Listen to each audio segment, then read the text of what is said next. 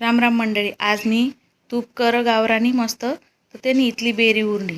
मग म्हणतं काय करा ना, ते 2 कप बेरी होती तिनं मग 1 कप दूध टाकी सन मी चांगलं 2-4 मिनटं शिजाडली. तर त्यांना माते 1 कप साखर टाकी मिक्स कर, अर्धा कप डेसिकेटेड कोकोनट आणि अर्धा कप मिल्क पावडर टाकी सन चांगलं मिक्स कर आणि मध्यम आचवर हाई परतत राहावा ना जोपर्यंत घट्ट होत नाही तोपर्यंत थोडंसं घट्ट व्हायला लागं काय ना मा अर्धा चमचा विलायची पावडर टाकी सन चांगलं परतत राहावा ना.